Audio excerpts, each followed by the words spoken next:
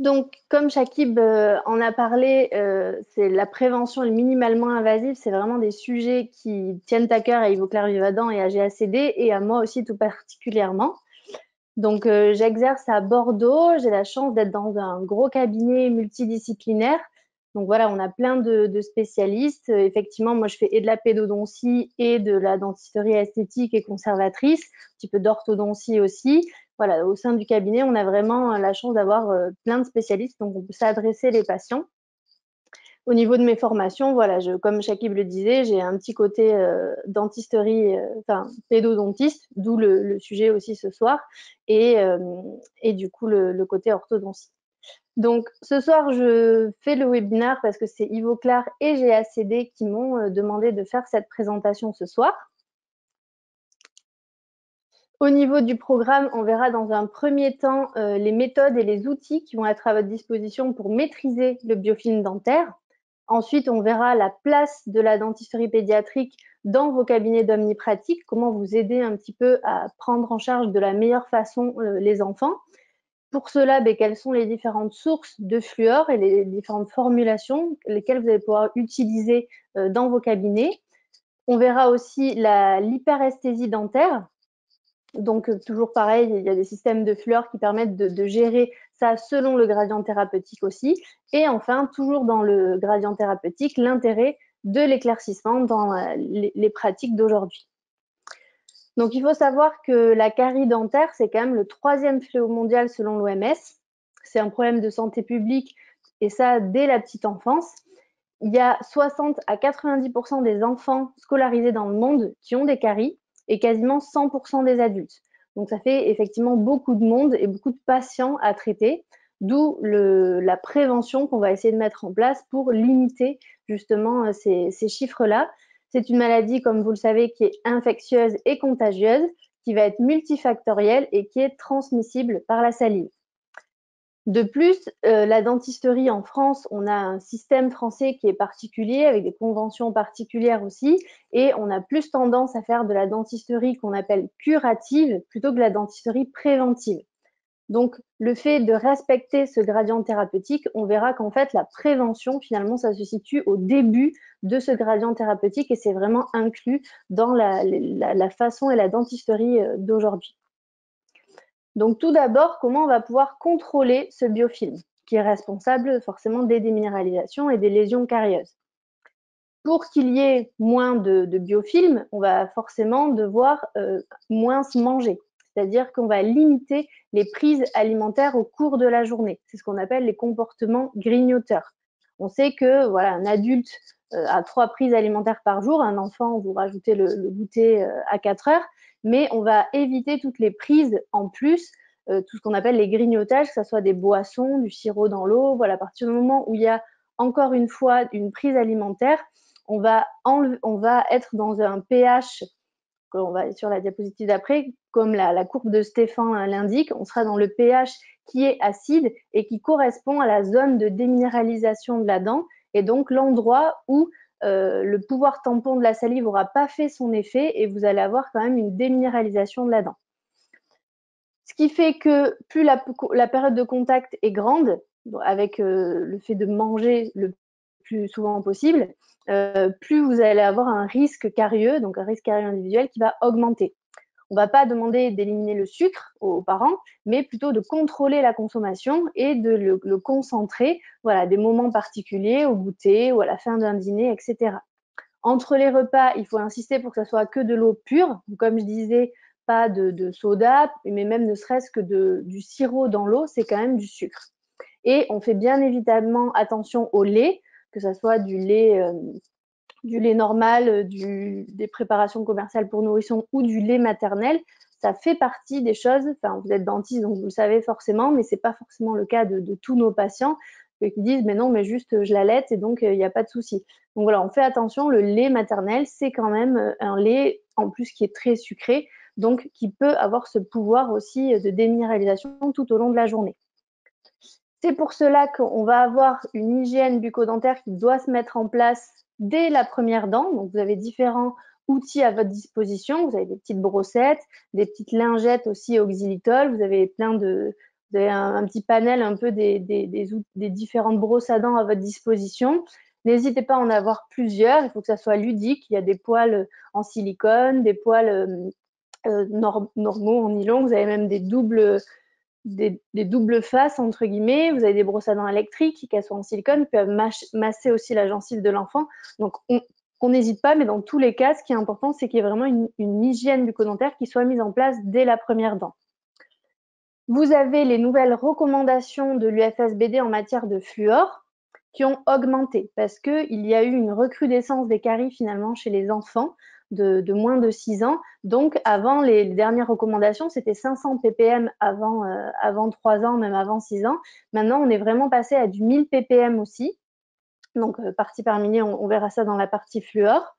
Donc ça, c'est vraiment important de mettre en place et de parler à vos patients de ces nouvelles recommandations. C'est toujours du 1000 ppm. Par contre, effectivement, c'est du fluor. Donc, on va adapter la quantité de dentifrice qu'on va mettre sur la brosse à dents pour éviter qu'il y ait trop d'ingestion. On sait que, voilà, au niveau un enfant va avoir plus ou moins tendance à avaler le dentifrice. Donc, vous avez certaines brosses à dents où vous avez même la quantité en fait qui est matérialisée par la couleur des poils de la brosse à dents.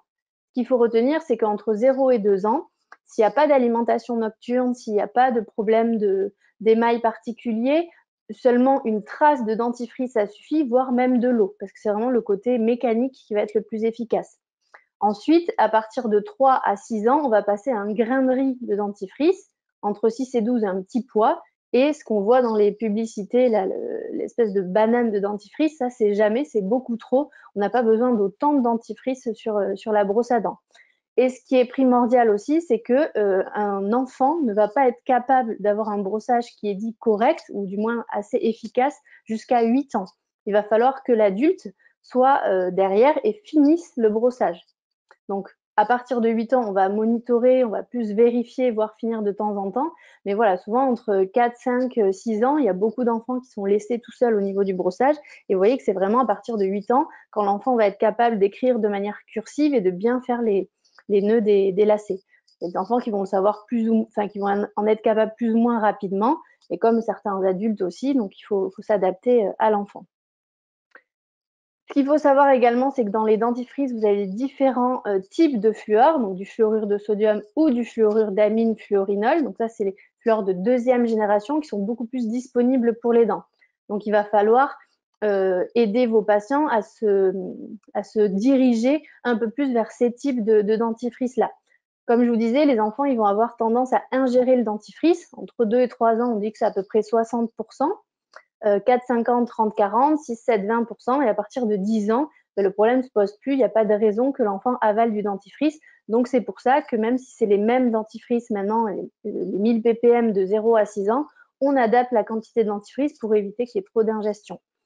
Et comme je vous disais, l'UFSBD a augmenté la quantité de fluor dans les dentifrices parce qu'il y avait cette mode des dentifrices bio, sans fluor, des dentifrices maison, où c'est impossible de rajouter du fluor.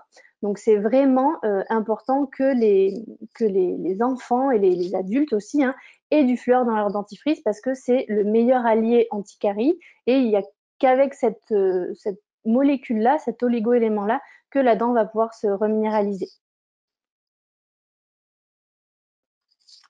Bien évidemment, il y a le brossage dentaire, mais il y a le brossage interdentaire et même chez les tout petits. Donc, vous pouvez avoir des choses un petit peu plus ludiques, comme ces fils dentaires qui sont avec des petits animaux. Mais voilà, il faut qu'il y ait un bon brossage. Je ne vous apprends rien, c'est le brossage dentaire, mais aussi le brossage interdentaire. Donc, vous avez aussi des brossettes. Donc, ça dépend en fonction des enfants, de leur espace, etc. Et les jets dentaires qui peuvent être également être mis en place. Donc, ça soit chez les plus jeunes, et impérativement à partir du moment où il y a des bagues, où là forcément, il y a un déficit de brossage et ça va être plus compliqué. Il y a des orthodontistes qui font très bien leur travail et qui vont vraiment bien expliquer comment brosser les dents, mais c'est pas, je pense que vous avez déjà vu arriver des jeunes qui finalement ont été débagués et qui avaient des déminéralisations, voire des caries sous les bagues, alors que ça fait 2-3 ans qu'ils ont des bagues et qu'ils n'ont jamais été alertés, qu'il n'y a pas eu cet enseignement comme ça à l'hygiène. Donc, si l'orthodontiste ne l'a pas fait, c'est vraiment à vous de le faire aussi. Pour cela, vous avez des outils à votre disposition qu'on appelle les révélateurs de plaques et qu'on voit à n'importe quel âge. Il y a vraiment un souci de brossage en fonction des enfants. Et ça, c'est des enfants qui sont laissés tout seuls au niveau du brossage de dents. Donc, vous avez des révélateurs de plaques que vous pouvez utiliser au cabinet. Vous avez celui-là avec les 3 couleurs de GC où en fait il est assez pédagogique parce que vous pouvez montrer les différents types de plaques. Donc la plaque violette qui est plutôt la plaque récente, donc qui va mettre en évidence un défaut quantitatif de brossage. La plaque bleu foncé, c'est plutôt une plaque qui va être ancienne, donc c'est-à-dire plus de 48 heures. Donc un enfant qui vient et qui vous dit « Ah mais là il a goûté juste avant », ok, mais ça veut dire que là si c'est plus de 48 heures, c'est pas le goûter qu'il vient de manger. Donc ça c'est plutôt un défaut qualitatif de brossage, ça veut dire qu'à chaque fois il ne va pas se brosser à cet endroit-là. Et le bleu ciel, c'est la plaque qui est vraiment active, qui est acide et qui est à fort potentiel carieux parce qu'à cet endroit-là, il y a déjà une déminéralisation qui est enclenchée. Donc quand le parent voit ça, vous pouvez bien évidemment lui dire qu'il va falloir une fluoration par la suite. Vous avez aussi d'autres révélateurs de plaques qui existent. Celui d'Ivoclar là est un peu plus ludique. Si vous pouvez éteindre les lumières de votre cabinet et jouer au laser, voilà, vous pouvez en fait avec la lampe à photopolymériser voir en fait toujours cette plaque qui apparaît de manière fluorescente. Ça, c'était pour la partie cabinet. Vous avez aussi des équivalents que vous pouvez utiliser et prescrire à vos patients à la maison, toujours dans l'idée d'être pédagogique et de leur apprendre à mieux maîtriser le brossage. Donc, vous avez des petits comprimés qui se croquent et vous étalez après sur la langue. Vous avez aussi des petits flacons où c'est juste une goutte que l'enfant va étaler sur ses dents aussi après. Et vous avez même des dentifrices où ils ont intégré le révélateur de plaques à l'intérieur de la formulation. Il y a le cas particulier des black stains, pour finir cette partie sur les biofilms. Donc, qu'est-ce que c'est les black stains? C'est des bactéries qu'on appelle chromatogènes. Donc, est-ce que c'est ces bactéries-là ou est-ce que finalement il y a d'autres étiologies? C'est un peu pas remis en question, mais c'est vraiment en fait multifactoriel. Et ce qui est mis en évidence là dans la thèse d'une de nos consoeurs, c'est que c'est une alimentation qui va être riche en fer, souvent en polyphénol, donc c'est des alimentations qui sont plutôt non cariogènes. Ça va dépendre non seulement des propriétés salivaires aussi du patient, de son pH, du pouvoir tampon, de la présence ou pas de lactoferrine, et que le biofilm dentaire va être modifié de manière qualitative ou quantitative par cette alimentation qui peut être riche en fer. Donc, c'est peut-être des petits patients que vous avez régulièrement au cabinet. Et donc, quelle solution on va pouvoir leur proposer?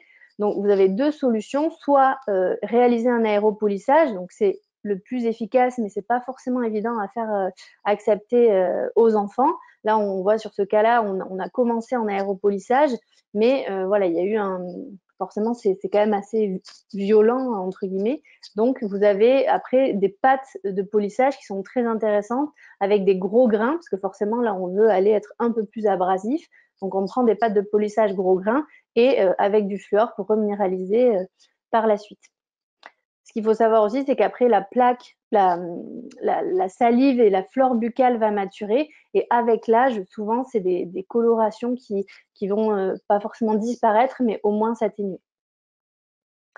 Dernier point au niveau du contrôle du biofilm, là vous avez vu qu'effectivement il y a au niveau de la façon de brossage, de quel dentifrice le patient utilise, etc. Ce qui est important même en tant qu'omnipraticien, c'est d'avoir un questionnaire médical qui soit adapté aux enfants. Donc que vous l'envoyez par mail avant le rendez-vous et comme ça le parent vous l'amène déjà rempli, ou alors qu'il le remplisse en salle d'attente. Donc ça avec le Covid, parfois voilà, on le fait plutôt à l'oral à l'intérieur du cabinet. Mais c'est vraiment important parce que vous avez plein de questions qui sont ciblées et en fait, il n'y a pas une bonne réponse parce que ça va dépendre de l'âge de l'enfant. En fonction de est-ce qu'il se brosse les dents tout seul. Il y a plein de parents, ils ne savent même pas la marque de dentifrice. Voilà, il y a plein de choses. Vous allez pouvoir diagnostiquer à ce moment-là. Donc, on va passer, on fait des questions à la fin, hein, Chakib, on ne fait pas au fur et à mesure, ou peut-être que s'il y a des questions pertinentes, je peux répondre déjà à Non, pour l'instant, j'ai cette pas de étape-là. questions. N'hésitez pas d'ailleurs à poser vos questions au fur et à mesure. Pour l'instant, j'en ai pas, mais Oui, on peut les traiter dès qu'elles arrivent, oui. okay. Parce qu'il y a pas mal de notions, donc je vais quand même assez vite, mais voilà, n'hésitez pas à les poser tout au long de la présentation, et soit on s'arrêtera à chaque petite sous-partie, soit effectivement à la fin.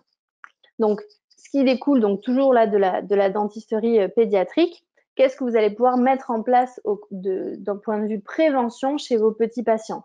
Donc forcément, vous connaissez tous les scellements de sillon qui vont permettre de réduire le taux des bactéries, donc qu'elles soient plus en contact avec la cavité buccale, et donc on va avoir un arrêt du processus carieux.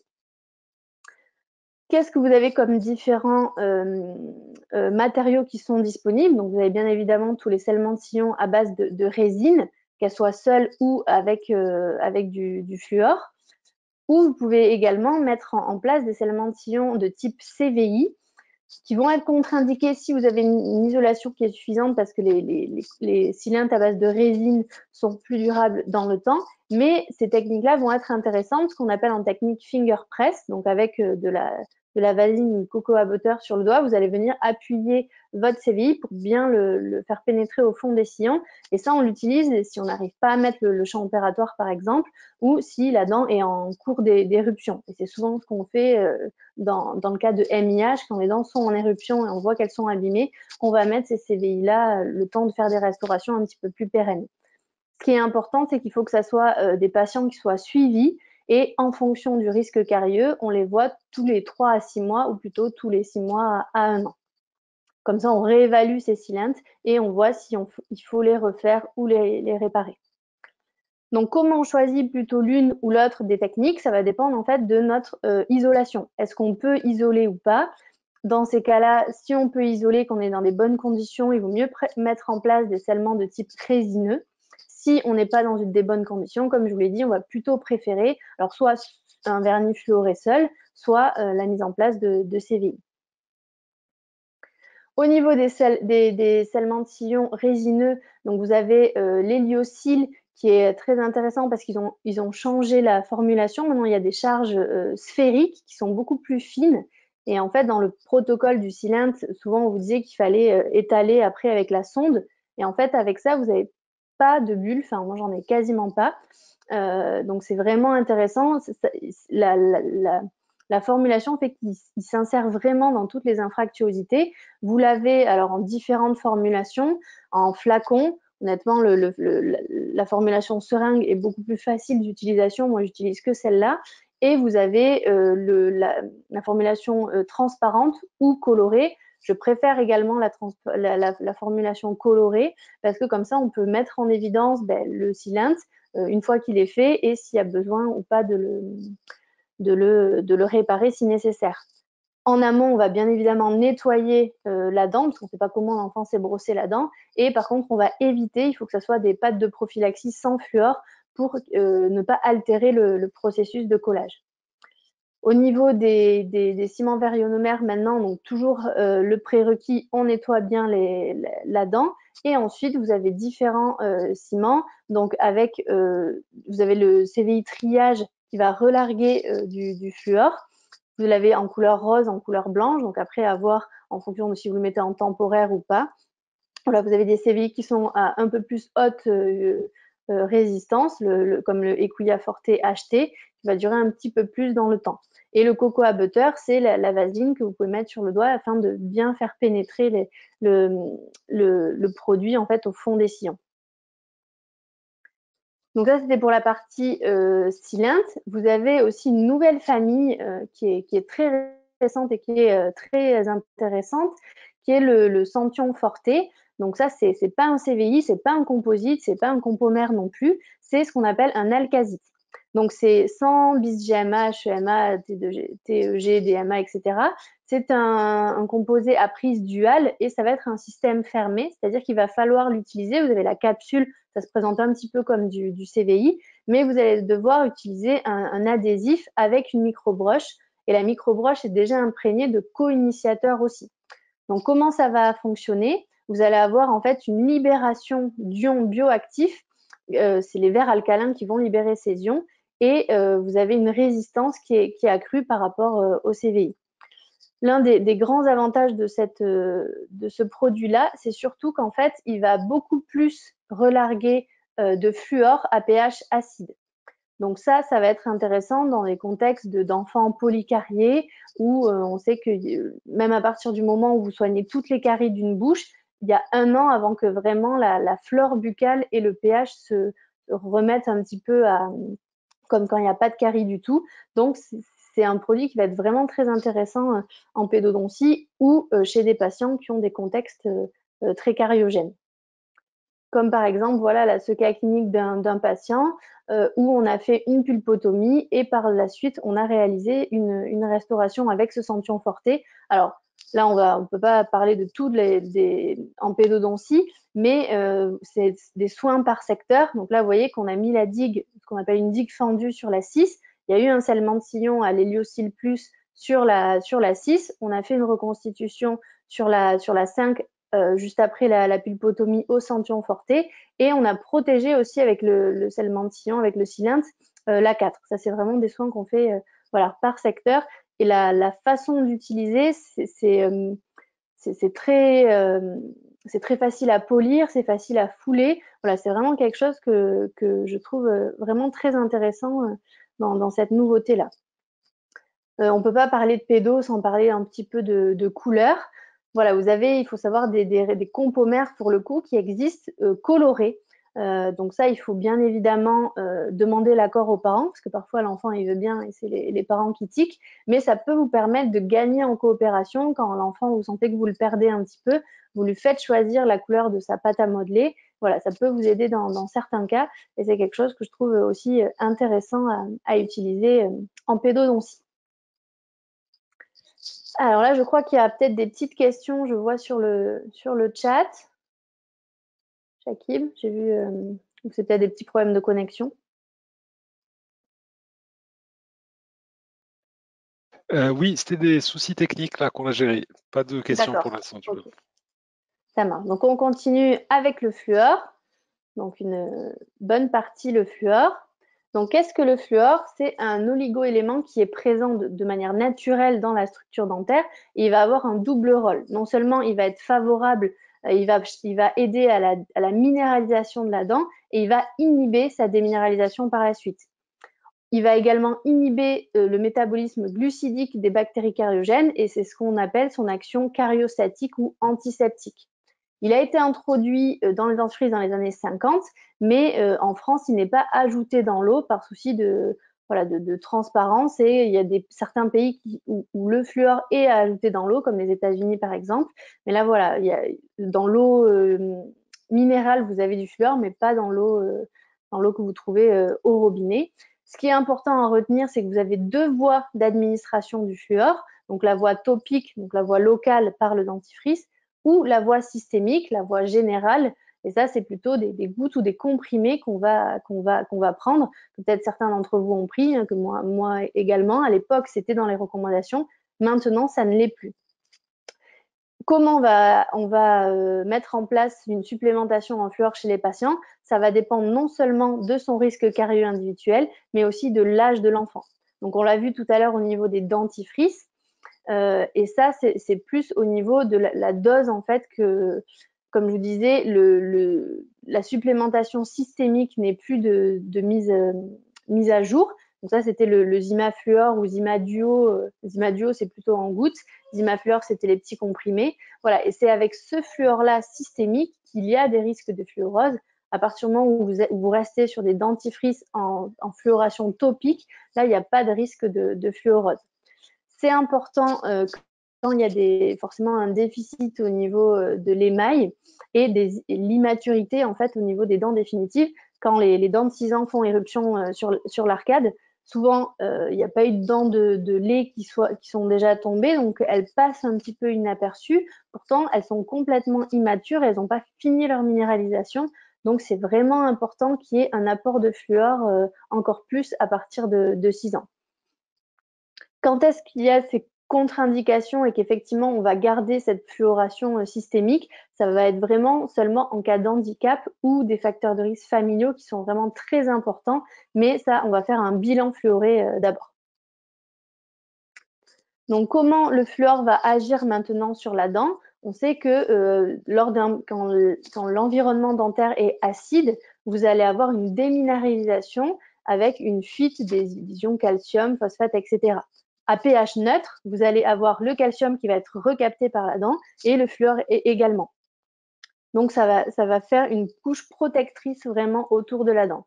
À partir du moment où vous avez du fluor qui est dans la structure dentaire et qui entoure un peu comme un film la dent, même si vous repartez à pH acide, ce fluor va être biodisponible et du coup va empêcher l'attaque acide par les bactéries. On en a parlé tout à l'heure au niveau des quantités de fluor dans le dentifrice. Donc ça, on en parle en ppm. Donc qu'est-ce que le ppm? C'est des parties par million, c'est-à-dire c'est un millionième.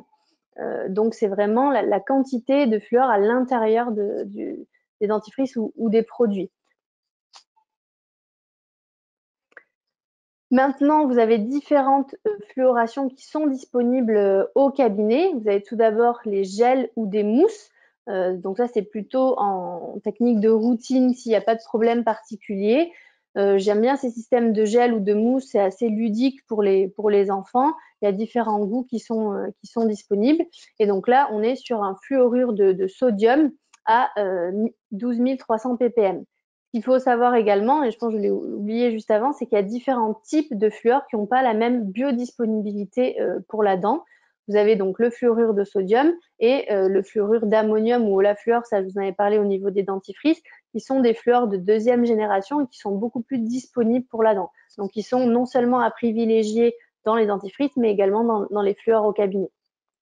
Vous avez ces versions-là toujours en fluorure de sodium, donc à 22 600 ppm, donc un peu plus concentré, avec le maille verniche qui a du CPP ACP en plus, donc du récaldant. Ils ont l'avantage, ces fluors-là, d'avoir différents goûts. Donc, on sait que comme l'enfant peut choisir des couleurs différentes pour ses restaurations, à partir du moment où il va choisir aussi un goût, il va être plus enclin à accepter le traitement. Donc, petit bémol pour le goût cola. Hein, là, bon, voilà, le goût cola, je trouve que c'est pas un goût que j'aurais proposé, mais c'est comme ça. Vous avez ce vernis-là, donc par contre là, c'est pas du fluorure de sodium, il est moins concentré si vous regardez le ppm, parce que c'est 7700 ppm, mais par contre, on est sur du fluorure d'ammonium. Donc le fluorure d'ammonium, comme je vous disais, c'est vraiment le fluor qui est plus biodisponible.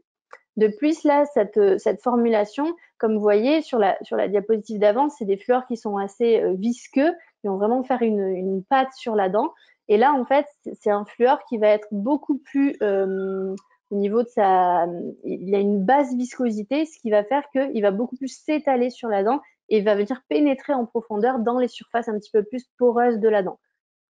Sur ces systèmes-là, pour justement bien pouvoir les appliquer, vous avez ces micro-broches. Donc voilà, il ne faut pas les appliquer avec des micro-broches classiques. Vous avez ces micro-broches qui sont fournies parce qu'elles sont assez épaisses et elles vont vraiment prendre beaucoup de produits pour bien l'étaler. De par sa consistance, vous ne pouvez pas l'étaler avec n'importe quoi. Et ce qui fait que c'est sympa aussi, c'est d'utiliser des systèmes pour écarter les dents afin d'avoir une vue plus agréable et surtout pas de salive le temps de l'application du fluor. Une fois que c'est sec, après, il n'y a pas de souci, mais le temps de l'application, c'est toujours intéressant. Et en plus, vous avez l'avantage qui est différentes couleurs, donc le bleu et le rose. Voilà, donc blanc, bleu, rose, ça fait 3 couleurs et toujours dans l'esprit de faire choisir l'enfant, c'est intéressant. Camille, j'ai une question, si tu me le permets. Là, les questions, c'est bon, elles commencent à arriver là. Et Oui. on a une qui est liée au sujet dont tu parles actuellement. On nous dit des recommandations de la HAS ou du FSBD là, que tu as montré tout à l'heure en matière de fluoration, quand tu disais à partir de 1000 ppm par exemple. Est-ce qu'elles sont exprimées en fluorure de sodium ou plutôt ces fluorures, autres formulations de fluorure? En fait, là, les recommandations, c'est vraiment que pour les dentifrices. D'accord. C'est pas du tout pour le fluor que vous allez trouver en cabinet. Donc, effectivement, dans les dentifrices, vous avez et du fluorure de sodium et du fluorure d'ammonium. Mais les différentes marques qui en proposent, elles ont la même quantité qu'elles aient et du fluorure de sodium et du fluorure d'ammonium. Comme par exemple, voilà, vous avez Elmex qui a du fluorure d'ammonium et d'autres marques qui n'en ont pas forcément. Donc, dans ces cas-là, on va privilégier un dentifrice avec du fluorure d'ammonium ou de l'Olafluor. Ça, c'est plutôt Elgidium qui fait ça. Mais voilà, il n'y a pas de différence. Les recommandations, c'est toujours le même pourcentage. Ok, merci. Ouais. De rien. Mais là c'était vraiment, on a fait la différence par rapport à ce fluorure d'ammonium, parce que si vous regardez que le ppm en fait de ces produits, sans regarder non seulement la viscosité et le type de fluor qu'il y a à l'intérieur, vous allez vous dire, ben, il est moins chargé, donc il est moins efficace. Alors qu'en fait, donc d'où l'étude juste après, même s'il est moins chargé, en fait, vous voyez qu'il reste beaucoup plus dans la structure dentaire après 4 heures et après même 1 heure que d'autres types de fluor. Donc c'est pour ça qu'il ne faut pas s'arrêter à la valeur ppm des fluorations que vous avez professionnelles au cabinet. Ce qui est intéressant aussi, c'est que vous avez des gels qui peuvent être utilisés à la maison. Donc, soit si vous faites de l'orthodontie, vous faites un petit peu de stripping, vous pouvez utiliser ces gels-là en reminéralisation post-stripping. Donc là, par contre, c'est toujours du fluorure. Vous avez du calcium et du phosphate en plus. Et vous avez même des patients qui peuvent l'utiliser aussi en dentifrice pour reminéraliser toujours. Oula, je suis allée vite. Vous avez également ce type de fluor, donc là c'est le Servitech, donc c'est la même formulation que le Fluor Protector S, à la différence que là, donc il y a 1400 ppm de fluorure, mais vous avez en plus du CPC et de la chlorhexidine. Donc c'est un agent antibactérien et qui va permettre en fait surtout dans des traitements d'orthodontie où même si vous avez un brossage qui est quand même efficace autour des bagues, forcément, c'est des zones de rétention de plaques et de rétention de bactéries. Donc, en plus de cette action de fluoration, vous allez venir désinfecter un petit peu et désaseptiser ces endroits. Vous avez un dernier fluor qui est intéressant, donc c'est la même formulation que les précédents, la 22 600 ppm et toujours du fluorure de sodium. Et l'intérêt dans cette marque-là, c'est qu'ils ont un dentifrice que vous pouvez utiliser chez les plus de 16 ans à 5000 ppm en cure de 3 mois. Donc ça, c'est vraiment intéressant à faire à la maison quand des adolescents justement déposent les bagues et que vous voyez des déminéralisations, et vous n'allez pas aller creuser directement et faire des restaurations. Vous allez essayer dans un premier temps de reminéraliser avant d'agir. Les impératifs à partir du moment n'importe quelle fluoration. Alors, quand l'enfant va se laver les dents, forcément, après, on évite, quand il y a un dentifrice au fluor, de faire un bain de bouche directement après parce que souvent, les bains de bouche, en plus, ils sont moins chargés en fluor que les dentifrices. Et puis, bien évidemment, après, on ne mange pas. Mais encore plus dans les fluorations professionnelles que vous faites au cabinet. Donc, c'est des rendez-vous à adapter en fonction, si vous savez que vous allez faire une fluoration, ou du moins de demander aux patients que ce ne soit pas juste avant midi, parce qu'il ne faut surtout pas boire pendant 1 heure et pas manger minimum pendant 1 heure. Mais après, vous pouvez boire et pas manger si ça peut être 2-3 heures même, c'est toujours mieux parce que vous allez laisser le produit plus longtemps sur la surface dentaire. Hop, je suis revenue en arrière, pardon. Donc, ce qu'il faut savoir, que même si en France, on n'est pas très bon en prévention, voilà, qu'il y a beaucoup de pays qui sont bien meilleurs que nous, il y a quand même des codes que vous pouvez utiliser pour toutes ces applications de fluor. Donc, vous avez voilà, le HBLD 004, donc ça, c'est juste une application intrabuccale de fluorure. Le HBLD 009, donc ça, c'est pour l'hypersensibilité dentaire, comme par exemple l'hyperesthésie qu'on verra après. Vous avez également une prise en charge pour les enfants donc entre 6 et 9 ans sur les 2 arcades et 2 fois par an. C'est le code HBLD 045, donc qui est pris en charge à 25 €. Et donc, ça, c'est une application de fluor dans la formulation, il y a marqué que c'est sur une arcade et entre parenthèses, il y a marqué que c'est sur 2 arcades. Bon, peu importe, c'est toujours un peu la sécurité sociale. Mais voilà, vous avez ce code-là qui est remboursé en tout cas entre 6 et 9 ans. C'est dommage que ça ne soit pas avant, c'est dommage que ça ne soit pas le cas après. Peut-être ça changera, mais au moins déjà, ça a le mérite d'exister entre 6 et 9 ans. Et par rapport au scellement de sillon dont on a parlé aussi précédemment, vous avez ce côté-là où c'est remboursé également sur les premières et les deuxièmes molaires permanentes, donc qu'une fois par dent avant 16 ans. Donc, c'est théoriquement remboursé qu'une fois par dent. Après, en fonction de si vous les refaites, parfois ça passe de les facturer plusieurs fois aussi. Et dans tous les cas, c'est que vous avez différents codes en fonction des différentes dents. Donc, ça dépend à combien de temps vous les facturez. quoi qu'il en soit, est-ce que maintenant que vous avez vu tout ça entre le contrôle de la plaque chez les enfants, les différentes restaurations que vous pouvez mettre en place également chez eux, et les différentes fluors que vous pouvez utiliser, ce qui est important, c'est que vous allez soigner ces enfants-là ou que vous comptiez de toute manière les adresser, vous pouvez non seulement faire le questionnaire médical et voir les mauvaises habitudes et les corriger, et surtout faire de la prévention. Donc, en leur parlant de dentifrice fluoré, remettre en place les bonnes habitudes d'hygiène alimentaire et bucco-dentaire et mettre en place des applications de vernis fluoré. Vous pouvez aussi, le temps de gagner en coopération ou qu'ils aient rendez-vous chez les pédodontistes, faire des restaurations provisoires. Mais ce qui est sûr, c'est que la première consultation, c'est vraiment primordial à partir du moment où vous soignez des enfants, c'est vraiment la consultation qui va être très importante. Il faut prendre le temps de faire un examen complet, de faire des radios, de faire le questionnaire médical, de faire vraiment bien l'examen en fauteuil et de donner tous ces bons conseils. N'hésitez pas à faire un courrier explicatif aux confrères si vous les adressez, de mettre les radios également, et pourquoi pas de prévenir que si vous l'adressez à un spécialiste, normalement en première consultation, il n'y a pas de soins, mis à part l'urgence, mais nous, si on les reçoit par la suite, on va refaire le questionnaire médical, refaire aussi peut-être un bilan, surtout si on n'a pas de courrier, et on va devoir gagner un peu la confiance de l'enfant. Mais ce qui est sûr, c'est que même si vous adressez, il ne faut pas se débarrasser des enfants et dire « Ah ben non, là, il y a des caries partout, je vous adresse chez un pédodontiste ». Oui, certes, vous n'êtes pas capable et chacun aime certaines choses dans le métier, donc vous n'ayez pas envie de soigner les enfants, ça peut se comprendre, mais par contre, c'est dans votre devoir de faire le questionnaire médical, de voir qu'est-ce qui ne va pas, de réhabituer, en fait, parce que parfois, il y a des praticiens, des enfants qui vont attendre 1 an d'avoir rendez-vous chez le pédodontiste. Et en fait, la situation s'est beaucoup aggravée alors que vous auriez pu déjà remettre les bonnes mesures d'hygiène. Donc, avant-dernière partie, on va parler maintenant d'hyperesthésie dentaire. Est-ce que là, sur cette partie, sur le fluor, il y a des questions? C'est vrai qu'il y avait pas mal de produits, pas mal d'infos. Alors, tout à fait, exactement. J'ai une question sur les fluors.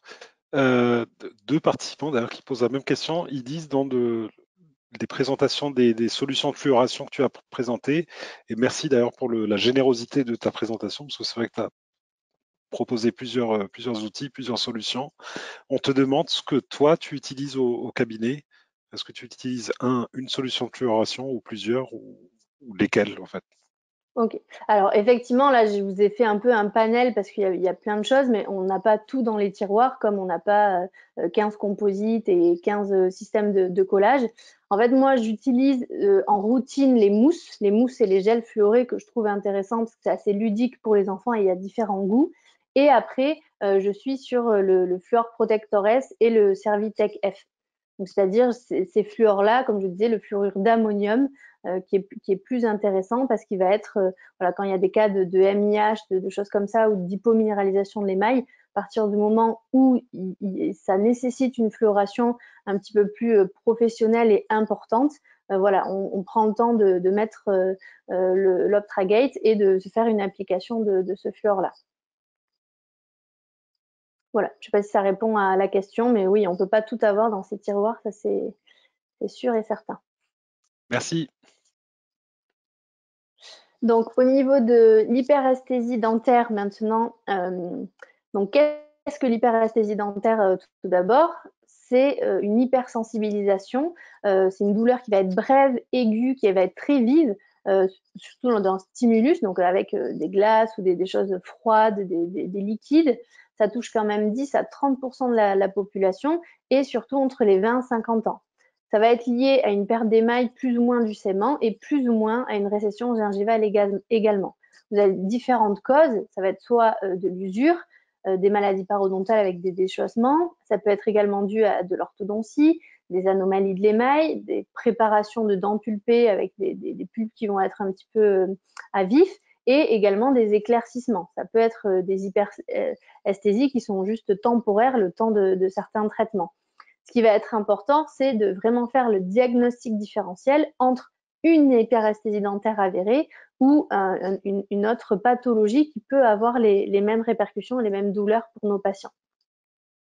Ça va être important toujours dans la prévention de savoir pourquoi il y a cette hyperesthésie-là. Est-ce qu'on va pouvoir agir sur la modification des comportements, peut-être enseigner des habitudes d'hygiène différentes? Est-ce que notre patient il a une brosse à dents avec des poils durs ou des poils souples? Est-ce qu'il y a des reflux gastro-œsophagiens et qu'il va falloir plutôt voir un médecin spécialiste pour éviter ces reflux-là? Est-ce qu'il y a des patients qui sont aussi anorexiques, boulimiques, etc. Il faut d'abord modifier les comportements si vous voulez traiter et qu'après, comme en pédodontie, c'est pareil, hein, on ne va pas soigner toutes les caries si on n'a pas identifié d'abord les causes et qu'on n'a pas remis un petit peu le patient dans le droit chemin sur ses habitudes.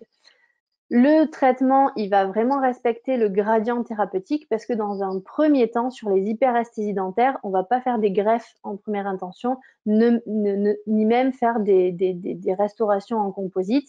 On commence toujours par même des traitements que le patient peut mettre en place lui-même à la maison, par des dentifrices justement au fluor, par des bains de bouche contenant des agents désensibilisants. Et ensuite, on va pouvoir au fauteuil soit mettre de l'adhésif ou des vernis également fluorés, avoir des gouttières, pourquoi pas utiliser du laser. Et dans vraiment le dernier temps de ces hypersensibilités-là, vous allez pouvoir utiliser donc des CVI, des composites et les chirurgies. Donc, pour les traitements, c'est vraiment, on maîtrise d'abord l'étiologie et ensuite, on va mettre en place des thérapeutiques qui suivent le gradient thérapeutique et qui vont aller vraiment du moins invasif au plus invasif. Au niveau des produits, vous en avez différents aussi. Donc, le Servitech F, on en a déjà parlé. On va y revenir aussi après. Le Servitech que vous avez aussi également en gel. Donc, le SOUS, c'est lors des éclaircissements justement. Et le Rivastar, on va y revenir dessus. Donc, c'est des produits qui ont des agences désensibilisants dans leur composition. Donc, le Servitech, comme on l'a dit, il y a du fluorure d'ammonium toujours, avec toujours ce CPC et cette chlorhexidine-là. Ça va permettre de obturer les tubuli dentinaires. Vous avez également le Rivastar, donc ça c'est de chez SDI, où vous avez du fluorure d'argent et du iodure de potassium.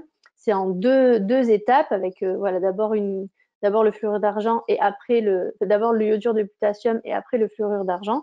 Toujours pareil pour obturer ces tubuli dentinaires et permettre en fait le scellement mécanique de ces tubuli, parce que en fait c'est vraiment la théorie hydrodynamique qui fait que vous avez une pénétration de liquide qui vont aller jusqu'à la pulpe ou qui vont faire bouger le liquide à l'intérieur et qui va faire ces douleurs-là. Le SOUS, donc ça c'est du nitrate de potassium, ce dont je vous ai parlé pour les éclaircissements, c'est surtout que ça ne va pas interférer en fait dans le processus d'éclaircissement. Donc ça dépend des marques d'éclaircissement, c'est la dernière partie, soit c'est un produit à part, soit sinon vous avez déjà en fait ce nitrate de potassium qui va être dans la formulation des produits comme dans le Vivastil qu'on va présenter juste après.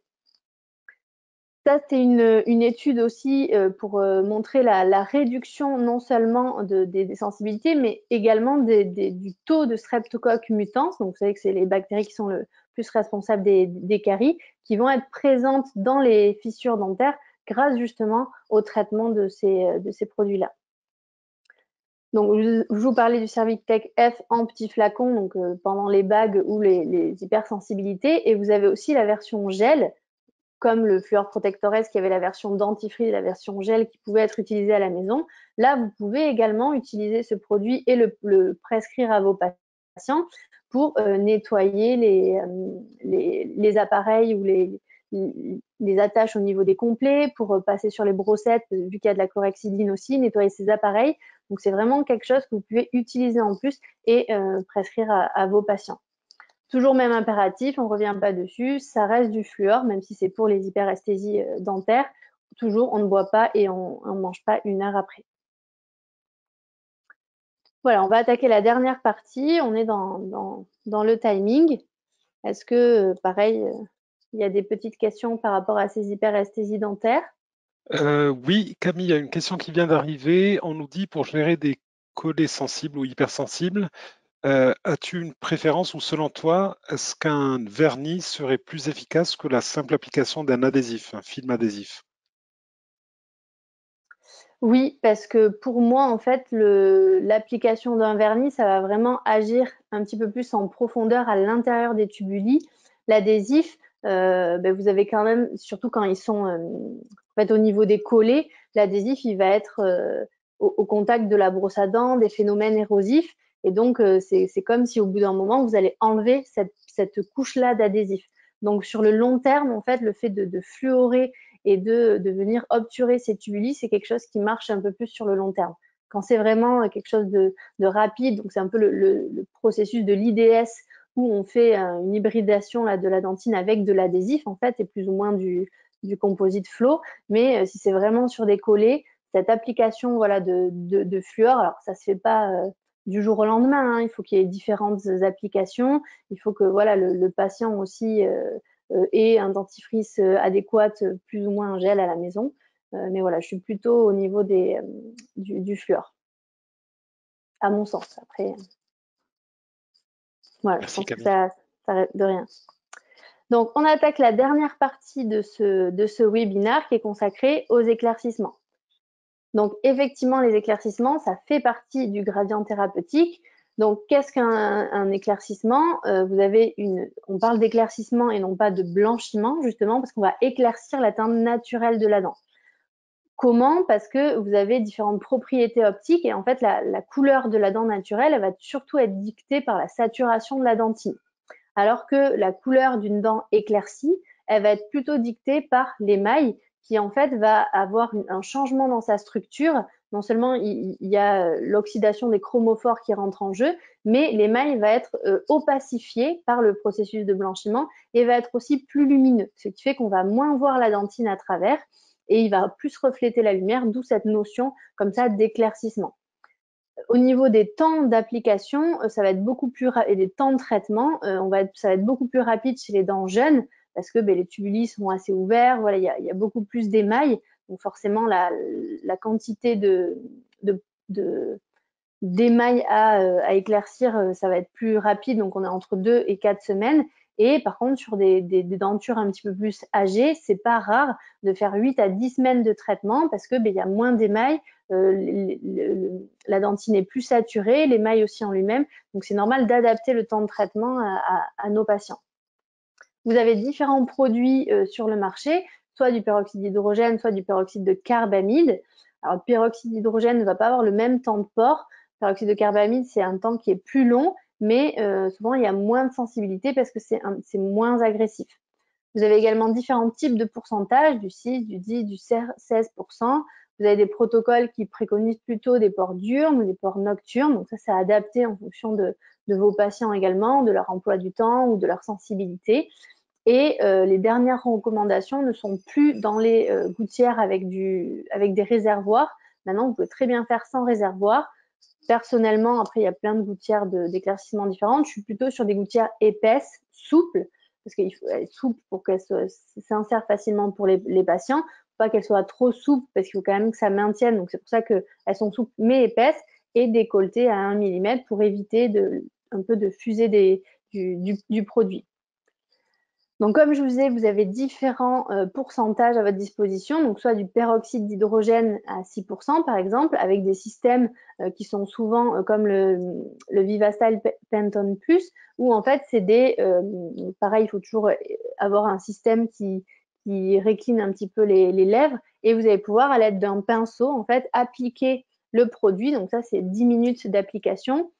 C'est intéressant dans des débuts d'éclaircissement ou des patients qui n'ont jamais eu d'éclaircissement, vous pouvez proposer ce type de produit-là. Voilà, c'est vraiment au tout début, mais ça va être moins efficace et pas efficace si vous avez déjà fait un éclaircissement, pas quelque chose qui va raviver en fait un éclaircissement qui a déjà été fait. Donc c'est une première étape s'il y a des patients qui sont un petit peu réticents peut-être aux éclaircissements un petit peu plus forts. Sinon, vous avez voilà, le peroxyde de carbamide en 10 à 16%. Et ça, c'est des éclaircissements qui sont beaucoup plus sur le long terme, qui vont être plus efficaces, entre guillemets, sur certaines dentures. Et le Vivastyle, c'est ce dont je vous parlais tout à l'heure, où en fait, là, vous avez directement l'agent de désensibilisation du nitrate de potassium qui est intégré déjà dans le produit. Donc ça dépend, vous avez plein de produits différents. Là, voilà, ce soir, forcément, je vous présente un peu plus ce Divoclar. C'est ce qu'on peut retrouver dans le tableau où vous avez toujours des agents de désensibilisation. Donc, dans le Pentone Plus, c'est du D-panthénol et sinon le nitrate de potassium. Ce que vous pouvez voir, c'est que le temps d'application varie. Donc voilà, 10 minutes pour le peroxyde d'hydrogène et on est plutôt sur 1 heure, que ça soit du 10 ou du 16%. On verra sur des cas cliniques dans quel cas on va choisir soit le 10, soit le 16. Mais ce que vous pouvez voir, c'est que dans tous les cas, les pH des produits sont neutres. C'est à pH 7. Donc, ce n'est pas des produits qui sont agressifs. Certes, ils vont avoir une action sur l'émail, mais à partir du moment où on a bien fait le contrôle, que toutes les dents sont OK et qu'après, il y a des systèmes de refluoration, il n'y a pas du tout de souci pour la sensibilité à long terme des patients. Donc, premier cas, l'éclaircissement, tout simple, où en fait, vous avez juste la patiente qui souhaite avoir un sourire plus clair. Donc là, on a utilisé du peroxyde de carbamide à 10% et pendant 4 semaines. Et vous voyez que la patiente, elle a gagné quasiment 4 teintes. Elle est passée de A3 à Bleach 4. Donc voilà, patiente très contente, pas de sensibilité, tout va bien. Fin d'éclaircissement, je fais systématiquement une fluoration. Un cas un petit peu plus complexe, donc là c'est une MIH et le patient en fait il vient pour traiter la tâche sur sa 11. Est-ce que vous allez juste traiter la tâche sur sa 11 ou, dans tous les cas c'est dans les protocoles en fait de traitement de tâche, il faut toujours, vous allez toujours améliorer le résultat si vous faites un éclaircissement au préalable. Donc c'est ce qu'on a proposé à notre patiente. Donc, vous voyez le résultat déjà après l'éclaircissement où on voit, je savais que la tache, elle n'allait pas disparaître parce qu'elle était bien trop blanche, mais on a vraiment, et ça dépend des étiologies, là le patient il a juste une grosse tache, il y a des cas où il y a des taches un petit peu plus diffuses et vous allez voir qu'elles peuvent complètement disparaître. Là, on était aussi sur le même type d'éclaircissement, toujours en ambulatoire, avec du peroxyde de carbamide à 10% pendant 4 semaines. Ensuite, pour faire partir cette tâche, donc on a utilisé de l'ICON, donc c'est l'érosion-infiltration, où on va aller en profondeur infiltrer cette résine ultra fluide pour imprégner la tâche. Donc là, c'est une tâche souvent dans les MIH qui sont assez en profondeur. Donc, il faut par la suite faire des reconstitutions, souvent des reconstitutions esthétiques par des composites esthétiques par la suite stratifiés, souvent que de teintes émail. Là, donc, ce qui était intéressant, comme je vous disais, il y a certaines tâches qui peuvent partir que avec l'éclaircissement. Donc là, vous avez vu qu'avec l'Icon plus la stratification, on n'a plus du tout la tâche. Et vous voyez que sur la 41, en fait, on n'a pas du tout pas du tout mis de composite. C'est vraiment juste l'éclaircissement qui a permis, il y a eu un détartrage aussi, bien évidemment, mais qui a permis de faire disparaître cette tâche-là, alors qu'elle était pourtant beaucoup plus colorée. Donc, c'est vraiment un prérequis de faire des éclaircissements à partir du moment où vous avez des problématiques de solution de tâches. Donc là, c'est un cas un petit peu plus complexe encore, où on a fait un éclaircissement ambulatoire, mais là, vous voyez que la 11, elle a une oblitération canalaire, donc c'est un ancien trauma. Donc le patient a une demande esthétique au niveau du secteur antérieur. Et dans ces cas-là, c'est là où on va pouvoir utiliser les différents types de concentration, où dans un premier temps, on a fait un éclaircissement donc pendant 4 semaines avec du 10%. Et ensuite, donc il faut réaliser une autre gouttière pour que vraiment le produit n'agisse que sur la dent en question, en fait, en mettant souvent pour le coup là un réservoir et on évite les deux dents à côté. Excusez-moi, on évite les deux dents à côté. Et là, on va utiliser du peroxyde un peu plus concentré, donc à 16% pendant 4 semaines supplémentaires. Donc ça marche plus ou moins bien en fonction des dents, mais là on voit qu'on a quand même une bonne intégration et on a quand même rattrapé la teinte un peu du substrat, ce qui va faciliter après le travail de notre prothésiste. Donc le collage, bien évidemment, donc là il y a eu 2 facettes sur la 11 et sur la 21, sur la 22, excusez-moi, pour pouvoir permettre d'améliorer le sourire de ce patient. Dernier cas clinique où en fait l'éclaircissement c'est intéressant aussi. Donc là, en plus, c'est couplé à de l'orthodontie au préalable, mais vous avez des patients parfois qui arrivent et qui vous demandent des facettes. Alors, ça dépend de comment sont positionnées les dents, mais parfois, ne serait-ce que faire un éclaircissement, un nettoyage, un réalignement des collets. Donc là, en plus, il y a eu de l'orthodontie au préalable. Mais cette patiente-là, finalement, on n'a fait que de l'orthodontie, un éclaircissement, 2 petites gingivectomies pour réajuster les collets au niveau de, c'est même pas 12-13, c'est 22-23 d'ailleurs. Voilà, ça permet d'être beaucoup plus conservateur, alors que si vous aviez réalisé des facettes dans ce contexte-là, ça n'aurait pas du tout eu le même impact au niveau coût biologique pour cette patiente. Donc, on arrive à la conclusion. On parlait de gradient thérapeutique, toujours en allant du moins mutilant au plus mutilant. Donc, le gradient de Jean-Pierre Attal et Gilles Tirlet. Bien évidemment, donc vous avez l'orthodontie, effectivement, qui est au tout début du gradient thérapeutique. Mais si on va par là, finalement, la prévention, eh ben, c'est vraiment en amont du gradient thérapeutique, parce que forcément, vous allez permettre qu'il n'y ait pas de déminéralisation, qu'il n'y ait pas ces pertes de substances, et donc ça va nous aider à préserver le capital dentaire, justement, de nos patients. Donc, il est venu le temps des questions maintenant. On est pile poil dans le timing, hein, pas trop mal, à 20h32. Donc, on a encore une demi-heure à passer ensemble voilà, où je suis disponible pour répondre à vos questions. Je vais repasser la main à Chakib. Merci beaucoup Camille, merci pour ton exposé très clair où j'ai appris beaucoup de choses, donc merci beaucoup. Écoute, c'était déjà très clair. On a reçu effectivement quelques questions supplémentaires que je vais essayer d'afficher à l'écran. Alors, je vais juste voilà. Alors, je vais essayer de les classer dans l'ordre.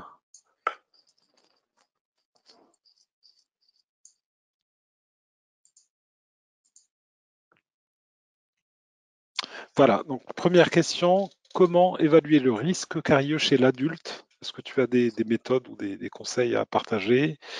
Et aussi, c'était une autre question, mais un peu liée, est-ce que tu adresses tes patients au laboratoire d'analyse médicale pour faire des tests bactériens ou autres? Alors, donc déjà, le risque carieux chez l'adulte, moi, je suis un peu plus spécialisée effectivement chez l'enfant, mais ça va être la même chose parce qu'en fait, vous allez pouvoir questionner un petit peu plus votre patient sur ses habitudes alimentaires.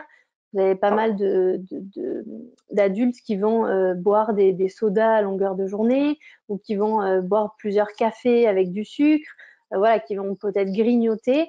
Donc, ça fait partie de ça. Après, dans le risque carieux, vous avez aussi la fréquence. En fait, si c'est des patients qui viennent régulièrement au cabinet, ils sont moins à risque carieux que des patients qui vous n'avez pas vus depuis 10 ans, qui ont des restaurations déjà en bouche qui sont pas forcément étanches, mais surtout qui sont débordantes, voilà, c'est des patients qui ont beaucoup plus un risque carieux plus élevé s'il y a déjà beaucoup de restauration en bouche et pas forcément en très bon état. Voilà, est-ce que c'est un patient adulte, mais qui se brosse les dents, mais pareil, qui a de la plaque partout? Je vous l'ai montré chez les enfants, mais c'est pas rare du tout que j'utilise des révélateurs de plaques chez les adultes. Et d'ailleurs, tous les paros le font systématiquement. Donc, on met en place ce brossage interdentaire et cette réévaluation-là. Donc, c'est voilà les critères un peu chez l'adulte, mais ça prend du temps. Mais n'hésitez pas à montrer comment à vos patients comment mieux brosser. Enfin, c'est difficile de dire de mieux brosser ses dents, mais d'avoir un brossage un petit peu plus optimal, de parler des brossettes interdentaires. Donc ça, c'est tout le côté paro, mais voilà, c'est comme ça que j'évalue un petit peu, de manière peut-être un peu plus aléatoire, le risque carieux chez les adultes. Et après, au niveau des laboratoires d'analyse, alors non, on a qu'est-ce que je veux dire, un microscope au cabinet. Donc, il y a une praticienne qui fait un peu plus de paro. Donc, en fait, quand il y a vraiment voilà, un contexte paro particulier, déjà, je les adresse un petit peu plus à ma collègue. Mais sinon, voilà, on peut prélever et en fait, juste montrer les bactéries aux patients. Parce que c'est surtout le côté pédagogique que les patients voient qu'il y a des bactéries qui bougent. Mais après, c'est quand même souvent les mêmes types de bactéries. Voilà, donc après, ça, c'est un peu moins ma spécialité et je n'adresse pas effectivement au laboratoire pour des analyses. Voilà pour les 2 premières questions. Donc là, on voit Shakib où est-ce qu'il faut poser la question.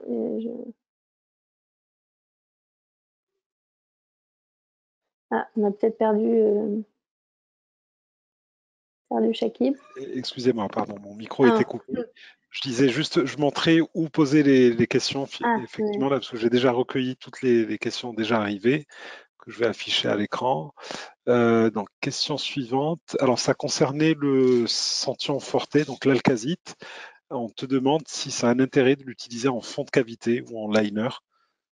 Alors non, c'est très intéressant à utiliser justement parce que ça va être au contact en fait de la salive et de la cavité buccale. Vous allez avoir ce relargage de fluor, mais si vous le mettez en fond de cavité, non seulement il ne va pas reminéraliser en fait le fond de la cavité parce qu'il y aura l'adhésif qui va former une barrière, mais en plus il va pas être en contact avec le milieu extérieur, le milieu buccal, donc il va pas pouvoir relarguer le fluor et avoir son action justement qui est intéressante de encore plus de relargage à pH acide.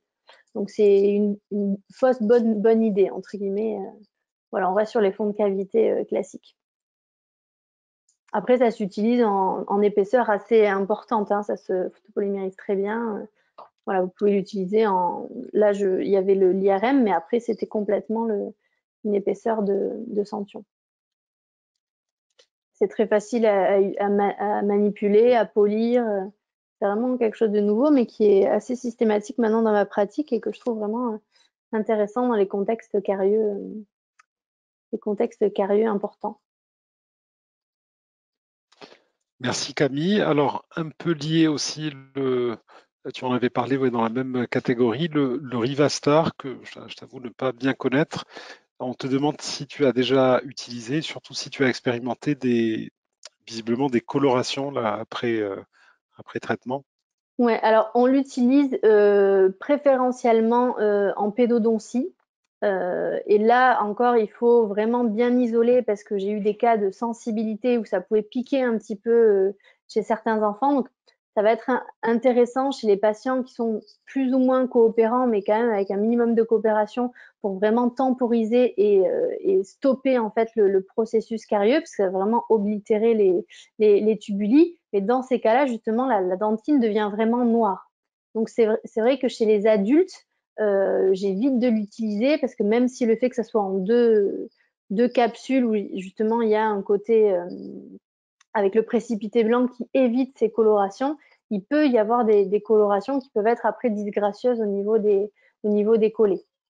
Donc voilà, c'est plutôt un produit que j'utilise moi en pédodontie, mais qui a une action au niveau des sensibilités également.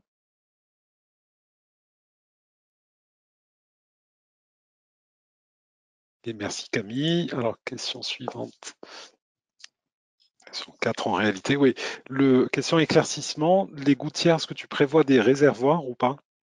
Alors ça, j'en ai parlé, je l'ai dit, mais ça devait être peut-être avant. Effectivement, maintenant, toutes les dernières études parlent en fait c'est plus nécessaire d'utiliser des réservoirs dans les gouttières d'éclaircissement. Donc, j'utilise pas de réservoir, mis à part, comme je disais, quand il doit y avoir une action que sur une dent en particulier, des dents oblitérées qui sont peut-être un peu plus compliquées à atteindre et à éclaircir où là, voilà, il peut y avoir un petit peu plus de produits disponibles, donc que ça soit sur une ou plusieurs dents en fonction de celle où on doit agir. Là, il y a un petit réservoir et surtout, on évite les dents d'à côté pour pas qu'il y ait aussi du produit qui aille sur les dents qui ont déjà été éclaircies de manière suffisante. Et ce qui est intéressant, justement, que ça soit sans réservoir, c'est que je disais que je faisais pas mal d'orthodontie aussi chez l'adulte. Donc, on fait des éclaircissements dans les gouttières de contention après, qui n'ont pas de réservoir et qui pourtant ne sont pas décolletées à 1 mm. Mais en fait, maintenant, il y a vraiment besoin de très peu de produits à l'intérieur des gouttières. Et le produit va vraiment diffuser au sein de l'émail et de la dentine et faire son action.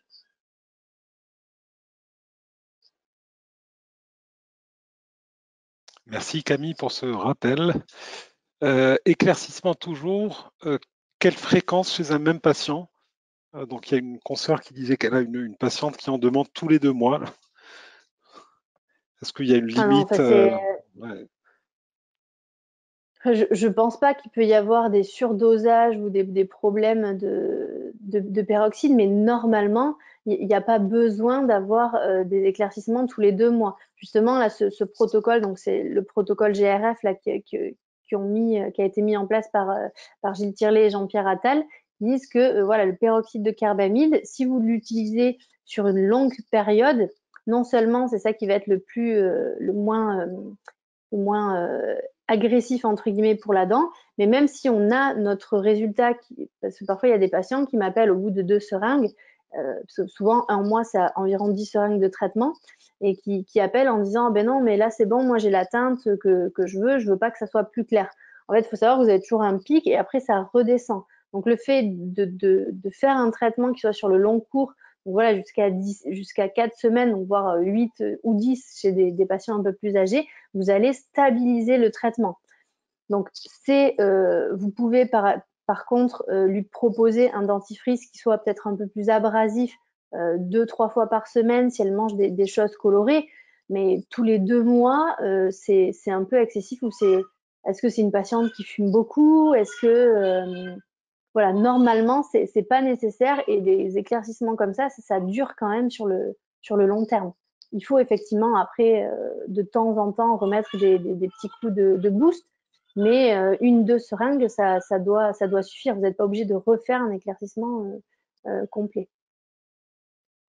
Voilà, je ne sais pas si ça répond à la question. Oui, oui, je pense parfaitement. Merci Camille.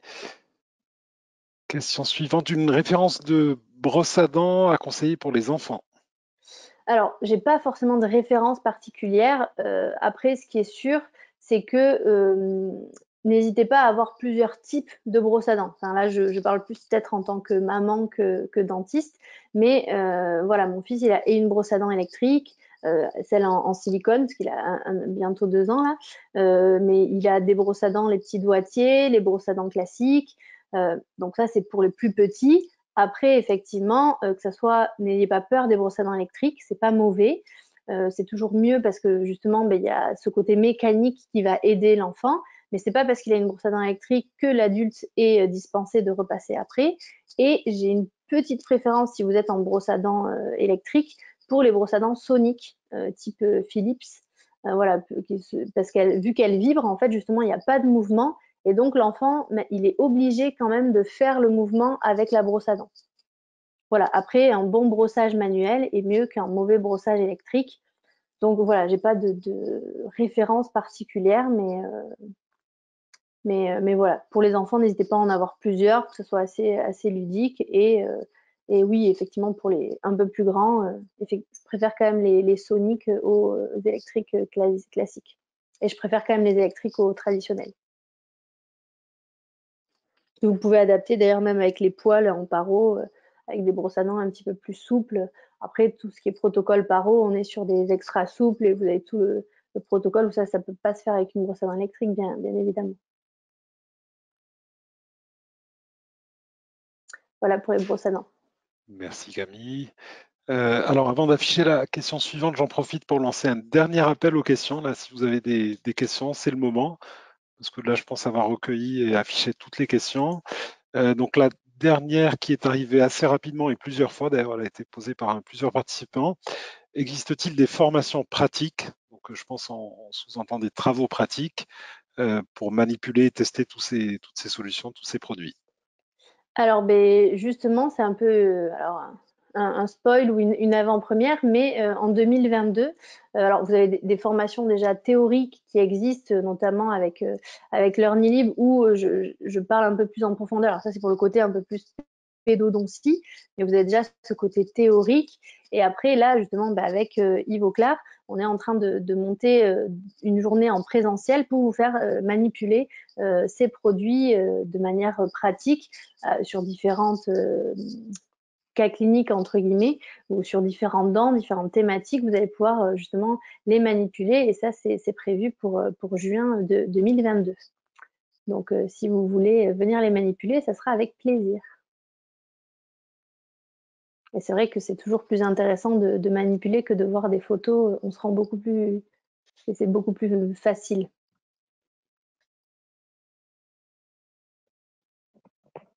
Super, merci beaucoup Camille. Écoute, je crois qu'on arrive au bout des questions, on les a toutes traitées. J'en profite pour partager avec vous, comme d'habitude, notre actualité webinar, donc sur le niveau Clariviano Academy. Donc le prochain webinar qui est programmé dans à peu près 20 mois, le mercredi 20 octobre à partir de 19 h, donc un peu plus tôt cette fois, de 19 h à 21 h, et qui sera consacré à la CFAO. Donc c'est une édition spéciale CFAO où le docteur Christian Moussali viendra nous faire part de ses 20 ans d'expérience et de recul clinique au service de l'omnipratique.